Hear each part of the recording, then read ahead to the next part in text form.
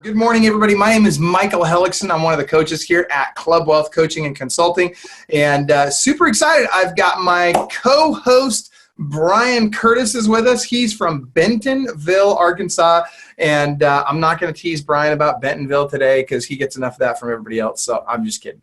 I'm not sure why today would be any different. Right? That's what I'm thinking. For some reason, I'm just feeling like, nah, don't do it. Just don't tease him about Bentonville. But hey, anybody that does over 330 transactions a year can handle it a little teasing from time to time. So it's kind of like I saw a movie once and they said, don't ever feel sorry for a man that owns a plane. Well, in our world, I would say never feel sorry for a guy that does 330 plus transactions a year. So Brian, I'm sorry, man. I don't feel sorry for you. That being said, we've got Coach Misti Bruton with us as well. And Coach Misti, it's so awesome to have you today. We need to get you on more often, seriously. Awesome. So glad you're here. I got to tell you, I got just really quick anecdotally, I got to tell you guys about Coach Misti. When she and I met right about 3 years ago, her best year ever was, correct me if I get this wrong, but it was about 35 transactions? About 42. About 42. Okay, well, that's close. So 42 transactions in a single year, which you'd been in business at the time for 14 years. And now, oh my gosh, so we started working together. So I remember it like it was yesterday. I remember she drove all the way from from Austin to, it was Dallas or Houston? Houston. It was Houston where that golf and country club was. That's right. Rick Ranis was at that event. So she drives all the way up there, drives a couple hours to come hear me speak. I had no idea why, but she drove all the way up there. And I remember this beautiful woman showing up and all bright-eyed and bushy-tailed and excited to learn. And I was kind of it kind of freaked me out a little bit. I wasn't used to having somebody drive that far to come hear me speak. And she's like, I'm going to do whatever you tell me to do. I'm going to do whatever you tell me. I'm all in. Let's do this. And I'm like, yeah, okay, heard that before. Yeah, we'll see how this goes. And holy cow, look out, literally within, now it's been less than 3 years. What did you do last year in transaction count, and what does it look like you're going to do this year? We did 250 last year, and our goal this year is 500. We'll probably come in right at 375.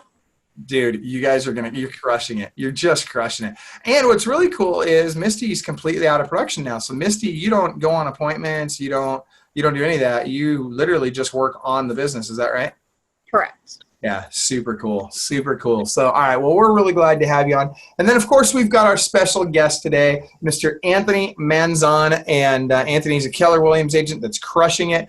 And, we're talking today about the art of failing forward. And it's interesting that this is our topic. I was literally having the same conversation with my team this morning about, what does that really mean? And specifically I was asking myself, why do people quit?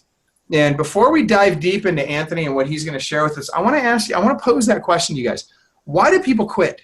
What is it, because at some point in someone's life, they made a commitment, right? And it could be big commitments, it could be small commitments, but at some point in our lives, we've made a commitment to do something, whether it's, I'm going to take my wife out on a date once in a while. I'm going to spend more time with my kids. I'm going to go and crush it. I'm going to do more transactions this year. I'm going to, whatever. At some point, you made a commitment to yourself, and somewhere along the line, a lot of people seem to give up on that commitment. They quit that commitment. So I'm posing the question to you guys.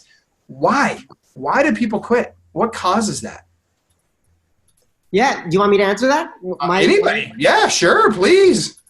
I think the reason why people quit, the thing I think about is success is a math equation. And every day you take action that either gets you closer to your goal or takes you away from it. And I think failure is when somebody takes enough action, they take the wrong action enough to where that equation goes to the opposite side. And eventually, because they made too many actions, whether that's hitting the snooze button too many times or having that one extra cookie, it's just a math equation. They didn't take enough action that took them to success. It took them to failure, ultimately to the point where instead of failing forward, they just failed backward to the point where they felt like they couldn't do it anymore. What do you think causes that, though? So they didn't take the action, but why? Why did they? And even more so than just, the omission of the action. I think that in a lot of cases, at some point, people just give up. They just quit. Why? Like that question has been gnawing at me all week, and it could literally be somebody's on your team and they decide they're going to go get a job somewhere else, or someone is in a particular profession and they decide they're going to switch gears and go into a completely different profession, or someone's headed in a direction and they completely change that gear and go in a different direction. So what do you guys think? What causes people to change that in their minds? I'll take that. So, I think it's going to vary from person to person. And let me say this is going to sound funny as we're talking about failing forward, but sometimes quitting is the best thing. And I know that kind of sounds crazy, but sometimes it's not the best fit for you.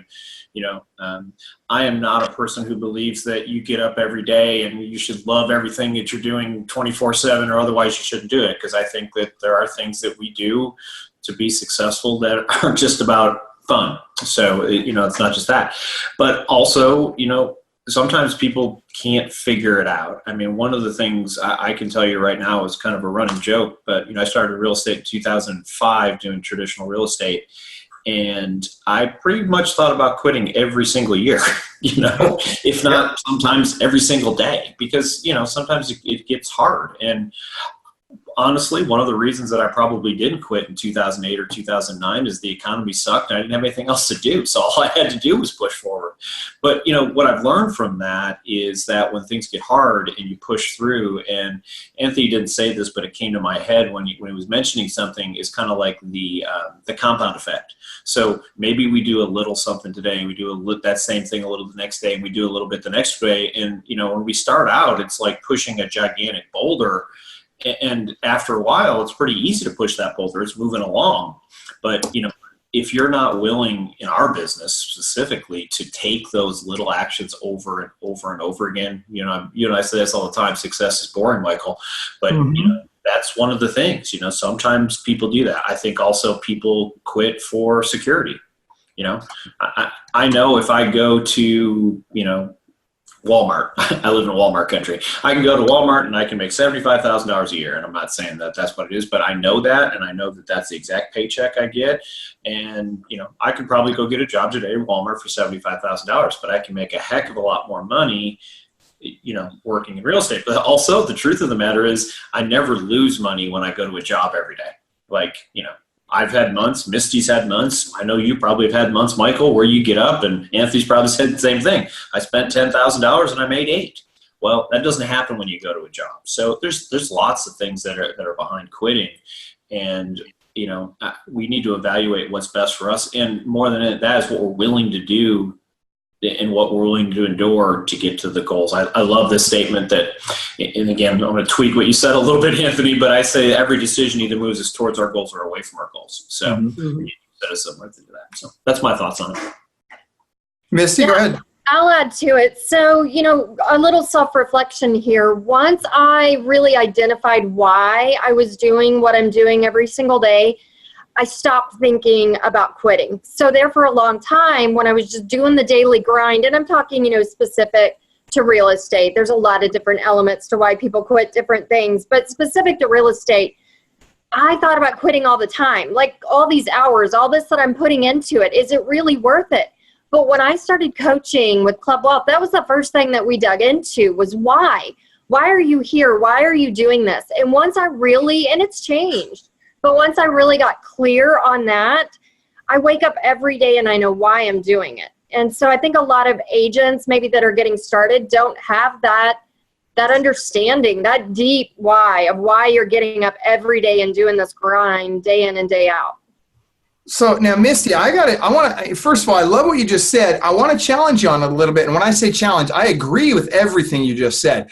And I think it's super valuable. What I want to challenge you on is, and I think this could be said of anybody, I don't think that the desire to quit is a one-time thing, and I don't think that the solution to it is a one-time solution.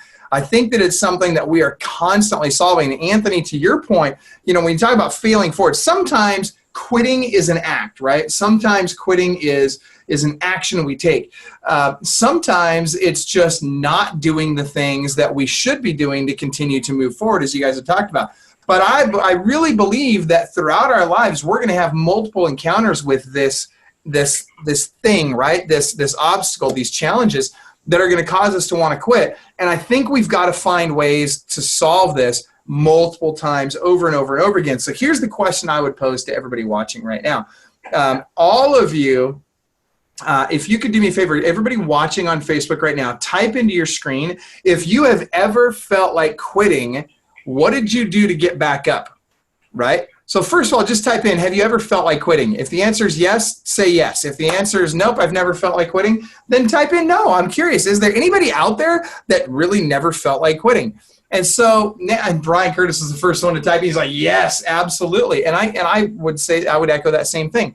So Mike, I'm going to pose this question specifically to Anthony and Misti now. You two guys, what have you done? Anthony, you're talking to us about failing forward. And before you answer that, I want to hit Misti with, Misti, I know at different times in your career, you've asked yourself, why am I doing this? What is driving me forward? How have you overcome that? Honestly, having a coach beside me is probably the biggest element, because it's the person that I go to when I didn't have a mentor next to me reminding me that you need to do this. And these are the reasons why you told me to do this. So having a coach has been a big dynamic and life changer for me. Honestly, at the end of the day, I call, my coach. If it's, I am done, I'm ready to get rid of this team and start over. And the other thing is just having, little things like having vision boards. It always comes back to why I'm doing this, because every day, there's hardships in real estate. So the habits of rituals, getting up early, doing the things I need to do, looking at that vision board, remembering why I'm doing this, why I'm having this hard conversation today, why I lost money last month, why all of this, it always comes back to that. But I think having a strong mentorship around you, whether it's a coach or a group of people that are doing it daily, that's helped me tremendously. So I love what you just said about having a routine or rituals that you go through, because I'll tell you, for me, that's been huge, right? Because as an example, right now, if I got frustrated and wanted to quit today, my schedule's got appointments booked out 6 weeks in advance, sometimes 10 weeks in advance. And guess what? Wow, that's awesome. I guess I've got my phone on not vibrate. But, my schedule's literally booked way out in advance. And so if I wanted to quit today, it would be very, very hard for me to do that, because I've got people counting on me and expecting me to show up. And I've got rituals every single day that get me out of bed, right? And it's not that there's anything spectacular about those rituals. It's just, I get up, I take a shower, I brush my teeth, I get dressed, I do, I have a routine that I follow on a daily basis. So Anthony, I want to hear about you. How do you solve that? And tell us, because, your premise is failing forward, right? So tell us about times that you failed and how you've overcome those. Oh my gosh. So there's actually been a lot of instances where we failed our way forward, and I think we fail forward every single day. We are still a new team. I've been in the business for 5 years now. And so, everything that we're experimenting with the team, new systems, new models, in a way right now it might seem successful. And yet, I don't know, 2 years from now, that could be a moment where it's like, wow, we really failed our way forward from there. And so I think an instance, for instance, is when we first started building the team, there was only 1 or 2 or 3 of us. And we built the systems and models around 3 people. However, it wasn't scalable when you get to 10 to 12 people. And so are there tough and fierce conversations you have to either change structure and get everyone to get buy-in on the new structure and how it's a win-win for everybody? So failing forward happens every single day in every single role that you're in, whether you're a leader, whether you're an agent or your support staff, everybody's failing their way forward in the role. I think you just have to create a culture where that is acceptable. And as long as you trust that the intention was that they were doing their best and the intention was not to do any harm to the business or anybody, you have to be able to promote and support the growth of your people, yourself, and everybody in the organization. Yeah, that's huge. And I think you're right about that. If that's kind of a cultural thing on your team and everybody buys into the notion that, hey, look, we're going to screw up. It's not going to be perfect. We're going to make mistakes, and that's okay. Then guess what? Magic happens. And that's one of the things we tell people when they first come on our team. We're very clear with them. We say, hey, look, you're going to cost me $10,000, $20,000. You're going to screw something up that's going to cost this team a lot of money. And you know what? It's okay. don't feel bad about that. Now, what you need to do is fail forward, right? Work from that, figure out how do we avoid ever letting that happen again. But at the end of the day, I want decision makers on the team. I don't want a bunch of people that are relying on me for each and every decision that they've got to make throughout the day, because that does not create synergy. That does not create leverage. All that does is create bottlenecks that are all reliant upon me.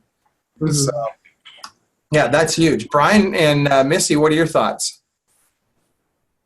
Well, you know I live by failing forward fast. So that's kind of my motto that has served me well. But it's crazy looking back. I mean, I'm in a really cool place in my business right now after kind of stepping out for a little while. And it's all starting to make sense for me. But like you, Anthony, we're a new team. I've only been doing this team thing for a short period of time. But, you know, there for a little while I was putting leaders in place, I had to step back and have a lot of faith, and I had to lose some money, and I had to let them kind of fail as well, which ultimately cost me money. But looking back now, they were either going to fail and leave, or they were going to fail and soar. And the ones that stayed and soared, I mean, me stepping back and allowing that to happen, it hurt. I mean, I'm not going to lie. There were some points in time where I thought, this is a big fail. Like, I don't know if this is really going to work. But, you know, the ability to do that, and I think that is the true test of leadership. Can you step back and have trust in others? And it is scary. And I think I kind of did it not necessarily intentionally. I think the circumstances kind of set me up to step backwards, but doing that allowed so many others to step up and become leaders. So I like what you said. It really resonated with me. You know, it's interesting. Oh, go ahead, Brian. I was just going to say, so one of the best ways to fail forward, in my opinion, is, and Misti kind of hit on this, is get a coach, get a mentor, get somebody, because here's the thing, your best thinking got you where you're at today. I mean, that's just what it is. You know, your actions and your beliefs and all that stuff, that's got you where you're at. And it doesn't mean that's a bad place, but we all plateau at times. I mean, you know, okay, so we've got a team of 5 people, and this, you know, feels really good. All of a sudden we got a team of 10 people, and then this, you know, then that, but we have different things, or we're doing 10 transactions a year. Now we're doing 50 transactions a year. But to go to that next step, when you realize that you're failing, is reaching out to somebody. And, you know, success leaves clues. So do what other people are doing. You know, don't, I always say, don't be like Brian, don't reinvent the wheel. I invented a lot of wheels that, by the way, I didn't actually invent. I just didn't realize that I could have just copied what somebody else was doing. And I think that that's probably the biggest mistake that people who switch careers or go into a career is, you know, for me, is I didn't get out of my own way on the front end. And once I got out of my own way, it got a lot easier. It doesn't mean that it's simple. It doesn't mean there's not bad days, but at least there's a plan to move forward. And that's probably the thing that's most frustrating. You ask what makes people quit. I think a lot of people quit because they don't know what to do next. Mm-hmm. Okay, so they did. First of all, that's huge, and I think you're very on track with that in terms of, I think that, you know, because people don't know what to do next, you know, quitting seems a lot easier.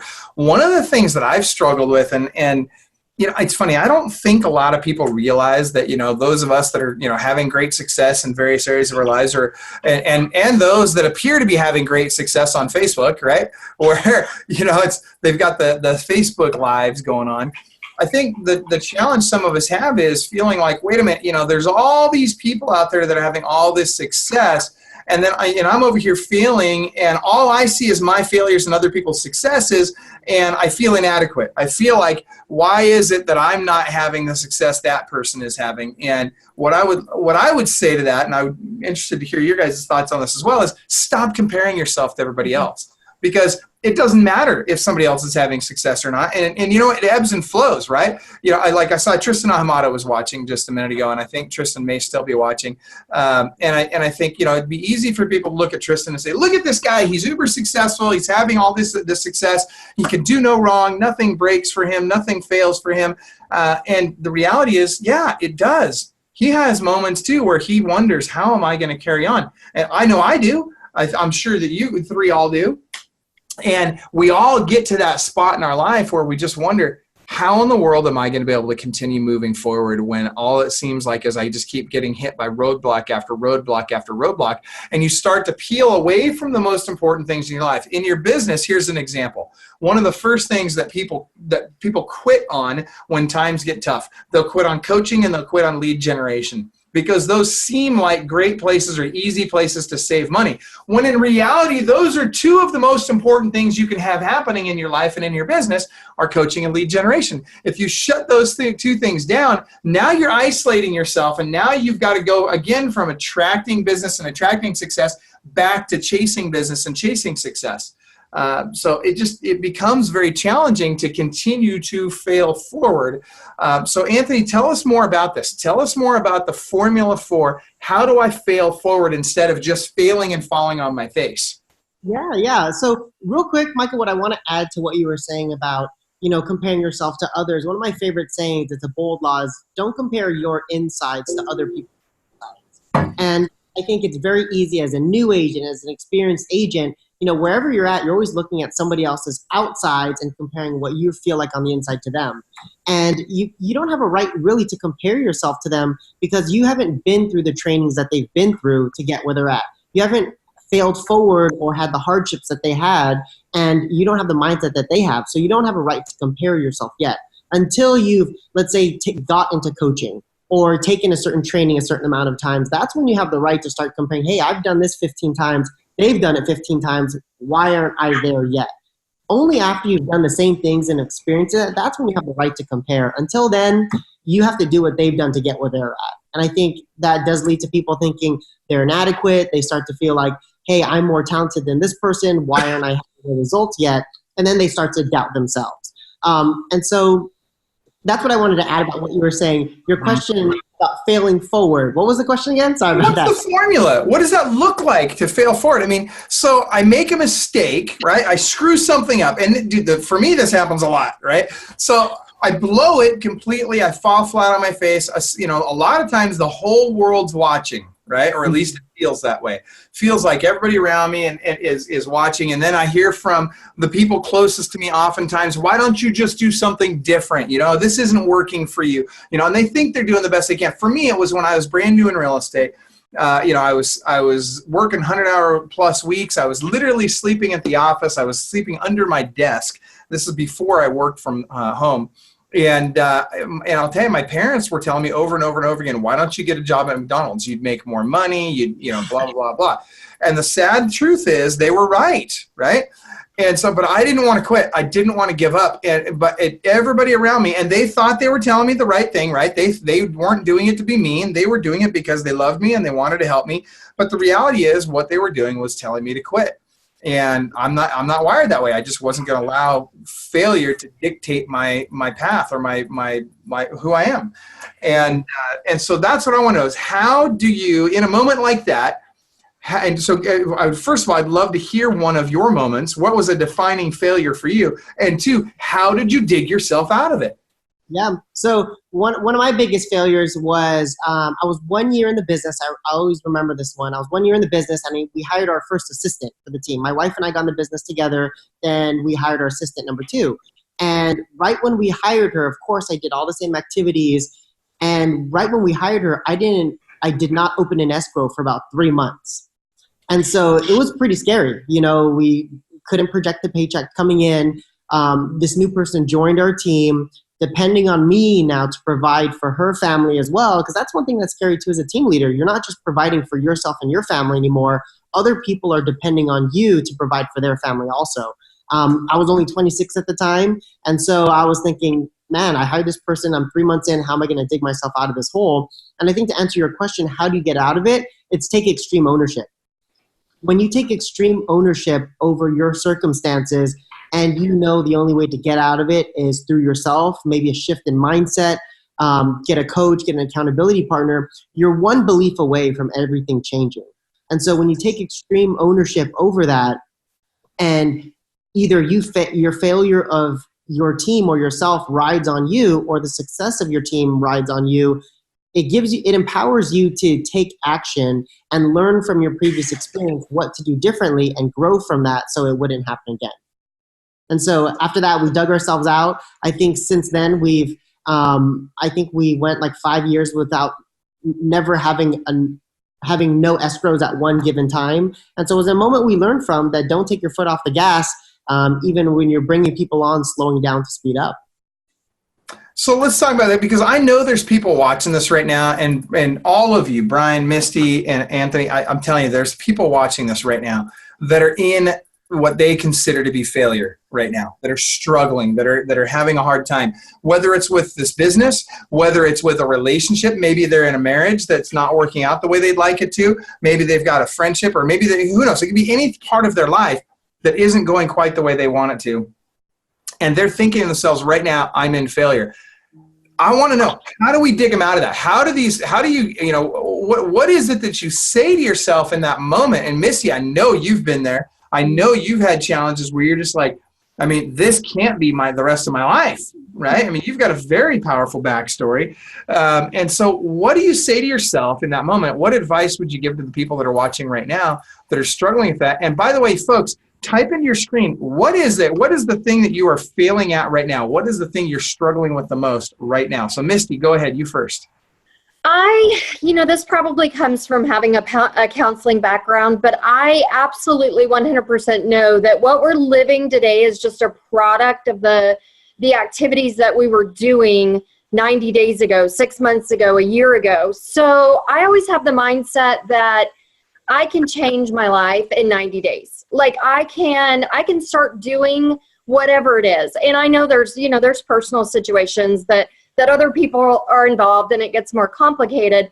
But for myself, I know that I can't control other people. So the activities that I do today will ultimately be the life I'm living in 90 days. And I always just really look at it that way. And I also just have to disconnect from the rest of the world. I have a lot of haters because people don't understand me. They don't understand what I do. So I've had to just separate myself from that and just work on myself, which I think is what's created the introversion that I have. I've become a true introvert, but it served me well and I'm living my best life. And I know the struggles that I have today are a product of what I was doing 90 days ago. 1,000%. It's so clear. So just small activities every single day to move in the right direction. How about the truly hopeless? How about those folks that feel like, and I get what you're saying. I get that, we got to do today what we want to have come to fruition 90 days from now, especially in this business, right? But what if I'm at a point now in my business where I can't pay my mortgage? I can't pay the rent. I'm questioning, I joined a team and I'm wondering, was this the right thing for me? Should I really be on this team? Should I really be in this business? What do you say to people like that? How do you get out of that spot in your life that all you want to do is just give up and go get a regular job? Yeah. Hey, can I answer this one, Michael? Yeah, please. While you were talking, Misti, I was thinking, and I think when people start to get into failure, that mindset, it really is it's just one person's perspective. And for us, let's say, for instance, I have 10 escrows right now, and 5 of them are just horrible, falling apart. The perspective is, oh no, I'm failing. I should have been able to, sorry about that. I should have been able to avoid those things. And yet for other people, they're like, wow, you have 5 escrows that are going good and 5 that are going bad. I would love to have 5 escrows that are going good right now. So it's all about the perspective of where you're at in your definition of what failing is. I think one thing that I've learned 2 years ago that was one of the biggest ahas I had was, there are 2 types of people in this world. There are people that are motivated through positive reinforcement, like, wow, we did amazing this year. That's going to fuel them to get to the next level the next year. And then there's the people that are motivated by, I don't want to say negativity, but it's putting themselves down. It's like, wow, I got an A in this class. However, I should have really gotten A+. So it pushes them hard to go get that A+ next year. The way you have to think about it yourself is you have to trick yourself into which is the way that motivates you. So the way I figured that out is my wife is motivated through negativity. I'm motivated through positivity. And so when we'd break a record, be number 1 or whatever, she would be really excited, like, yeah, that's great. And yet we should have got that anyways. And so in my mind, it kind of put me down instead of pushed me forward to the next level. Whereas you have to learn how to communicate with yourself to enhance yourself and get yourself to the next level. What I needed her to motivate me by was saying like, wow, you did a great job. We broke records. Look at this amazing life that we've created. That would have gotten me to the next level. And so there's no right or wrong way to do it. It's what is the way that motivates you to get to the next level, and coach and train your environment to enhance you in that same way. Just like you need to learn how to motivate and train your team, they need to know how to get you to the next level as well. So you're training and coaching everyone around you. Well, hold on right there. Now, I think you just touched on something very, very powerful. And actually, I got to put a shout out to our sponsor, WiseHire, before I forget, or I'm going to forget. But I want to thank everybody at WiseHire for making these shows possible. If you guys are looking to recruit or hire, definitely take a look at clubwealth.com. And maybe Tara, if you could post this in here, or Brian or anybody, it's clubwealth.com/WiseHire. And definitely take a look at them. Now, you just touched on something, Anthony, that I think is so important. And I think that people miss this. And it is, I might be the team leader or I might be in a leadership position in some way, but that doesn't mean that I can't look to the people around me on my team for the support that I need when I have times where I'm struggling, right? Now, I'm not saying that we should vent on our team. That's not something we should do, right? That's what your coach is for. But when it comes to picking you up, picking yourself up and getting remotivated, your team can be a great resource for this. But the key is you've got to give everybody on your team permission. And here's the other thing that I think is really a big key with this. I think that as we allow our teams to help with this, I think that we also give ourselves permission to be more transparent, and I think that our teams really appreciate that. I think the people around us appreciate knowing that, hey, you know what? Misti might look like Superwoman, but you know what? She has bad days too. And sometimes she needs somebody to pick her up. And I think taking that a step further is go out of your way when somebody does do that. When somebody, and it could be the smallest thing. It could just be they said hi with a smile, right? Take the time to thank them for that. Take the time to say, you know, I just wanted to let you know, I really appreciated that when you greeted me this morning, you greeted me with a smile. It really made my day. I needed to hear that today. I needed to see that today. I needed to experience that today. And I think this is, when you talk about failing forward, I think one of the things that becomes a major component is we have to start finding victory, finding joy in the small victories, right? Instead of looking for the big wins, be aware of and be appreciative of the small wins. You know what? I'm going through an intersection and man, I didn't get hit by a car in the intersection today. That was great, right? Maybe that's your big win. Or hey, I woke up this morning. Or we've all heard the talk. I can't remember the admiral's name, but he gave the great talk on get up and make your bed first thing in the morning, so that you've got at least that one small victory that, you know what, I made my bed. And if that's all you have and you have to start with that, that's fantastic. That is a starting point. Mm-hmm. So, all right, good stuff. So, Brian, I want to, and actually, before I turn it over to Brian, hold on. There's something else I wanted to take a look at. We had a couple of great points in here that people had made. As an example, a lot of people typing in, and by the way, thank you guys for typing these in, are saying things like they're failing at systems and accountability, hiring agents. I see a couple of people talking about systems, staying in production while running a team. I want you guys to talk about this. How do you overcome some of those challenges? Let's start with the first one. Let's start with systems and accountability, because I know a lot of people in this business feel like, well, I've got to have all my systems just right before I can build a team. I've got to have the onboarding system and the training system and all this stuff's got to be perfect before I can move forward. What would you guys say to that? You know how I feel about that. Perfection it leads to procrastination. Perfection leads to keeping yourself from being great, actually. So, most people, I've heard this over and over again. I don't know the right script to say. I don't know, have the objection handlers. Those people are rude, whatever the case may be. And really all that is rationalization. So, I can give leads to a person who has literally been an agent for one day. And if that person gets on the phone and just says one simple script and just tries to build a relationship with people, that person's going to set more deals, set more appointments simply by calling 50 to 100 people a day versus the agent, like I'll say it's me. So versus if I decide to call 5 people a day, that person who calls 50 people a day, even though I've closed thousands of transactions, they'll do better than me. And that's the thing that I think people miss, is that the majority of this, I heard somebody say this one time, is that 80% of life is simply showing up. And, for our business, if we're a prospecting-based business like our team, simply showing up means that I make my phone calls, that I do my follow-ups, that I go on the appointments. That's showing up in our business. Sitting and waiting for the phone to ring is not showing up. But doing, the basically, again, if you're on my team, I want you to make phone calls. I want you to set appointments. I want you to go on appointments, and I want you to write contracts. And those are the 4 things. And it's extremely simple. It's also very hard at times, so I get that too. But, simply showing up and showing up every single day. I guarantee you that the person who's consistent over and over and over again will do significantly better than the guy who knows every script, every NLP, every objection handler, but, only makes phone calls once a week. It works better simply to show up every day and do the things that you need to do. Yeah, I hear you. Missy?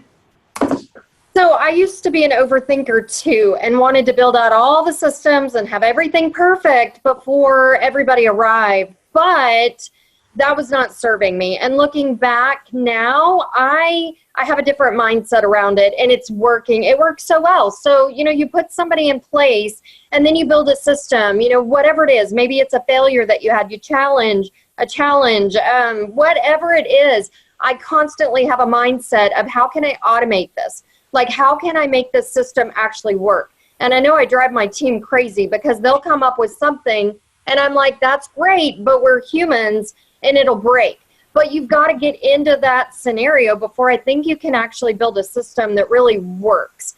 So we just lead with people and then we build the systems around that. And it's worked so well. So now it's almost like the systems kind of linger behind the people. Previously, boy, we were built out to be a mega company. We could go, statewide and have all this fun stuff, but we had no people. And when the people arrived, the systems did not work like they were supposed to.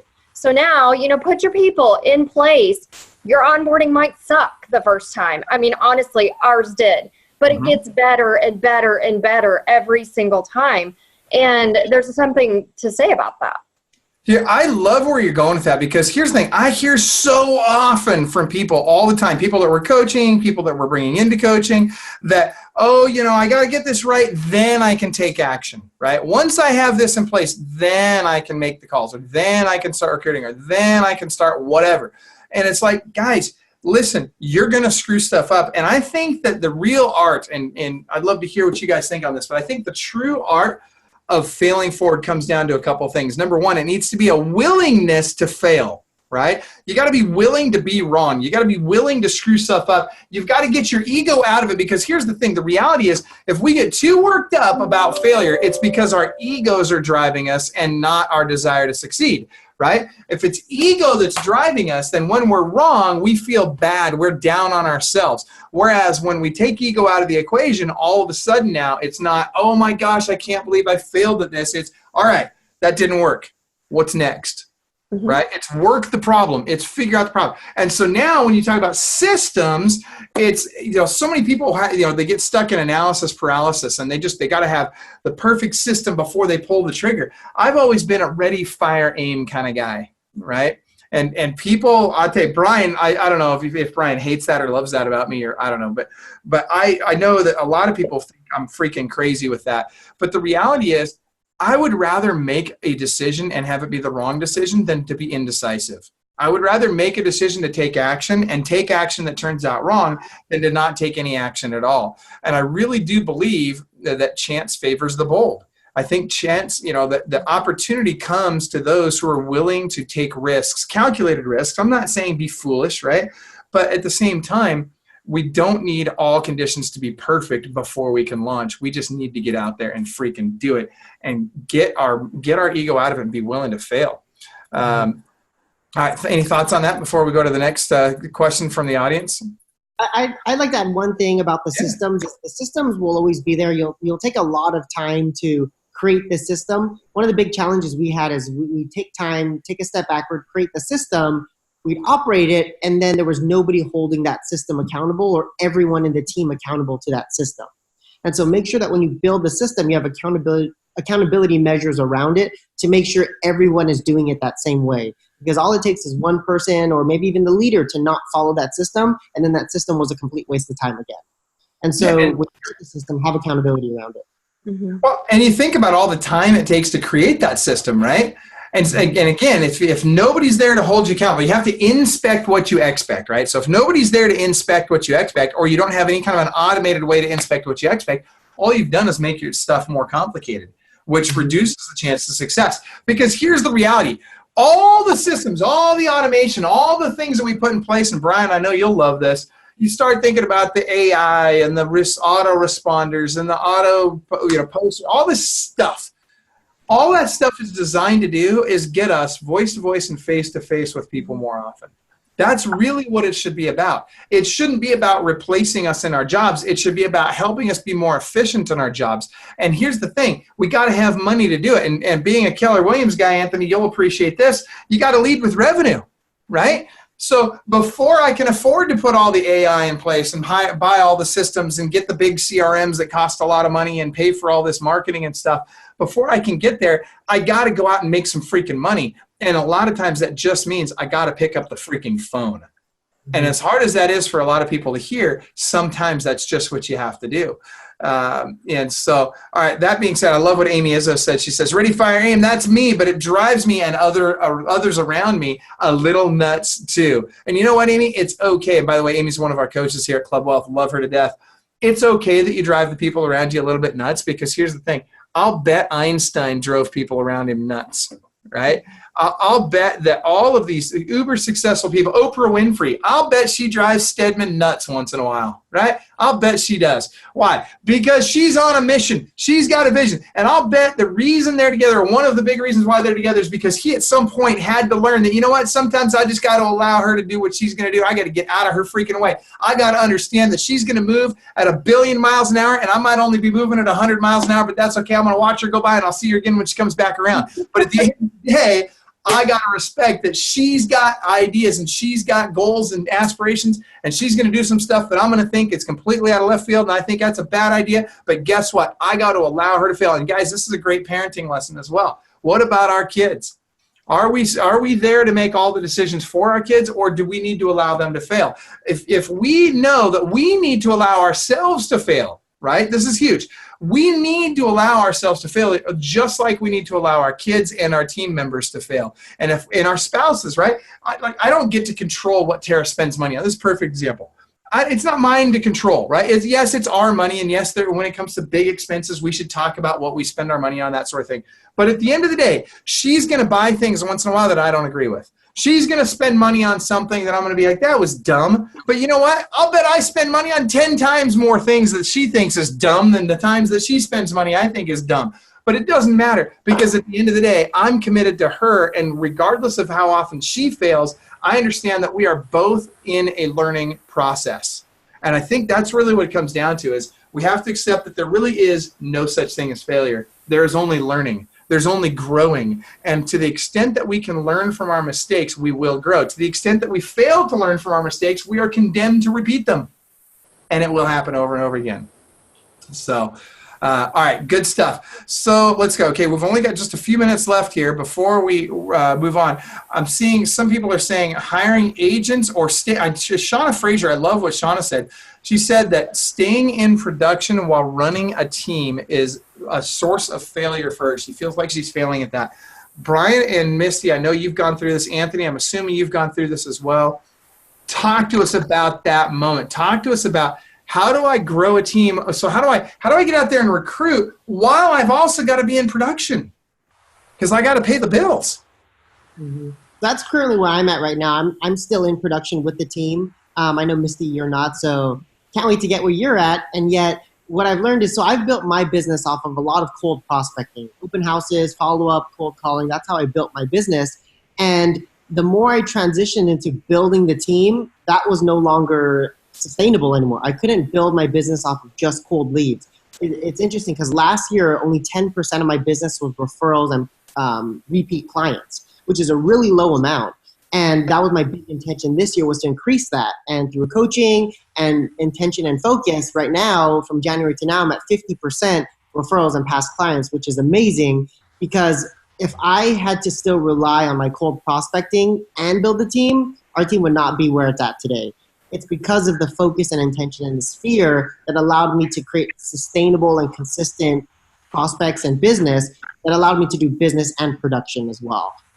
If it wasn't for that, it's way too much to handle. So I got to challenge you, but before Brian jumps in, and Brian, I want to hear what you have to say. Before Brian does, though, I got to challenge you a little bit on that. I was the same way. So most agents get 61% of their business from their past clients, sphere of influence, repeat referral, all that kind of stuff.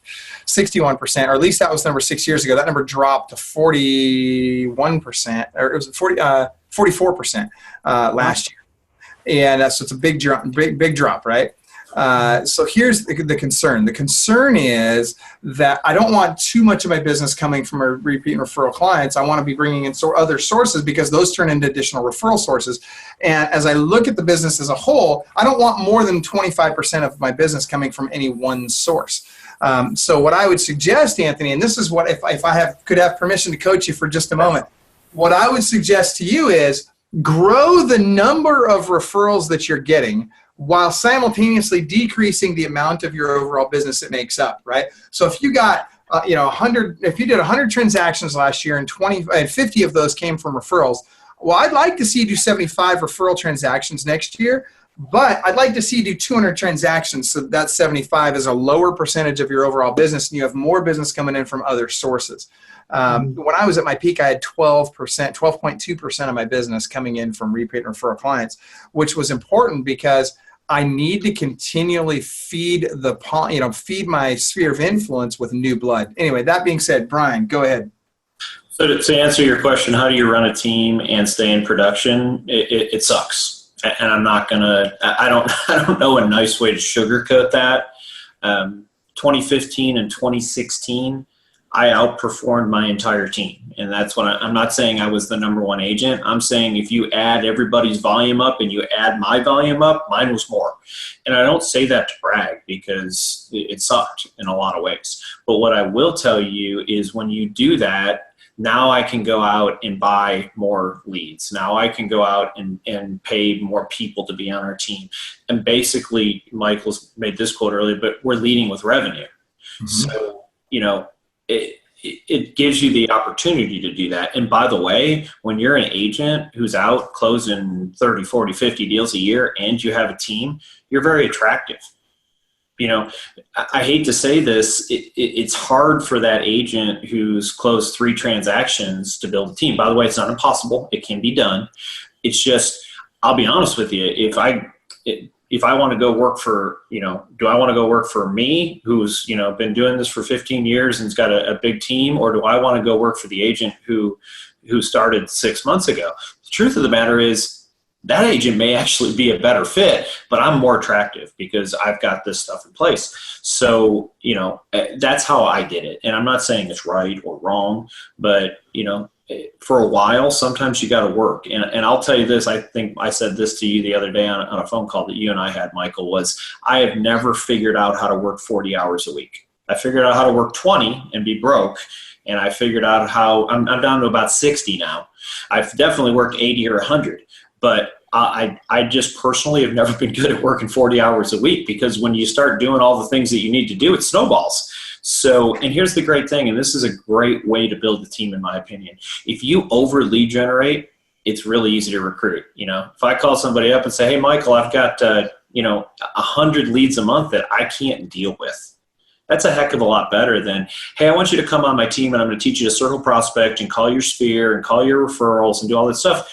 That's not any different than anybody else is doing. You have to offer a value, and unfortunately, you have to sometimes spend some money and have something in place to offer that value. So for me, it was basically I just did both for a long time until we got to the point where I do that. And here's the thing, I still do transactions. I'll probably do 15 transactions this year. But where does it come from? It comes from my sphere, past clients, referrals, that type of stuff. So.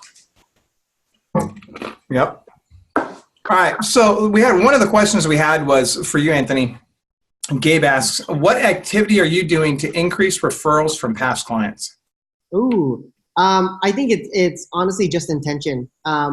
with Keller Williams, we have the 33 touch, and it tends to be overcomplicated at times. It really is just staying intentional with your clients, actually making the call, coming from contribution, and just building relationship with them. If you set a schedule in place that you're going to call them 4 times a quarter. We just had our client appreciation event on Saturday. We bought out a movie theater for the new Spider-Man movie. We created like a video trailer for it. We texted it to all of our clients so that they saw it. I mean, the thing is, you have to be good at what you do, give them great service, and then you just have to be in their mind enough so the moment that somebody says, hey, I'm thinking about buying or selling, your name pops up. Whether it's just a text from you or, hey, I was showing a property and I was driving by your house. And one thing I know about houses is the longer you live in them, the more things that come up. Is there anything that I can help you with at this time? It's just being in their mind so that one moment that somebody says they're looking to buy or sell, they feel the confidence to refer you. You just got to do that enough time in a year, as simple as it is.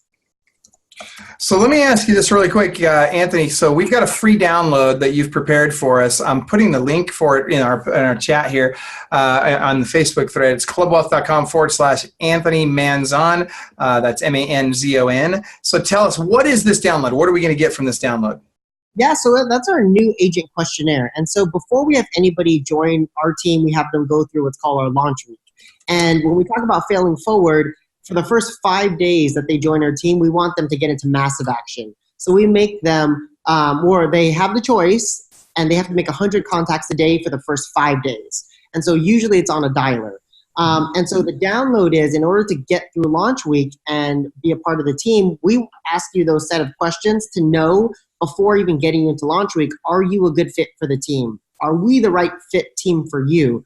How does this person best learn? What kind of environment does this person thrive in? What are things that they've been, in adversity and overcome it? What have they been first place in? It's a set of questions for us that we ask every single candidate, so we know before they even join the team or even audition for the team, are they a good fit for us and are we a good fit for them? They may be the best fit for us, but we may not be the best fit for them. Or we may be the best fit for them, but they're not the best fit for us. And the only way to create longevity in this business and have somebody who wants to be on the team and stay on the team long term is if it's both mutually a win-win for both people. So that's our questionnaire we ask each person. Love it. So take a look at the questionnaire. I've posted the link in the chat here. I'll go ahead and pin that comment. And we are out of time. So very, very quickly, I want to get final thoughts, 15 seconds or less from each of you. We'll start with Brian, then Anthony, and we'll let Misti wrap it up. So Brian, go ahead. I'm going to just say simply, you're going to fail and make a choice. Fail forward. It's the best way to do it. You're going to learn from it. Be open to the fact that you don't know everything, and take that in. When you make mistakes, there's definitely something to be learned from that, and that's the way we grow. Mm-hmm. I'm going to say you are going to fail forward. Be grateful for those opportunities. Be grateful that you've learned from it, and take that learning experience and actually take it and don't make that mistake again. So as long as you're taking those learning opportunities and using those to fuel you for the next one, then you're always moving forward. Love it. All right, Misti. I would just say embrace failure, jump from failure to failure, learn to have the right mindset, and understand why you want to do it, and just be persistent. If you want it, go for it, and just keep going and be persistent every single day. I love it. And mine would be, along the same lines, it's accept the failure, right? Be willing to say, you know what? I love that I failed. I learned something from it. Figure out what that learning opportunity is and make sure, for darn sure, that whatever the mistake was, you put systems in place to prevent that from ever happening again. Then go out, find something that you can do right now to have success with, no matter how large or how small, so that you get that feeling of, you know what? Even though I failed at this, I can be successful at other things, and I can, even if it's just, I'm going to make my bed, or I'm going to go outside and I'm going to prune the vineyard, or whatever you got to do to have even a small success, end on a positive note that day, and make sure you go to bed feeling good about something. All right, guys, thank you so much. Anthony, thank you for being our guest. Misti, thank you for jumping in as our co-hostess with the mostest.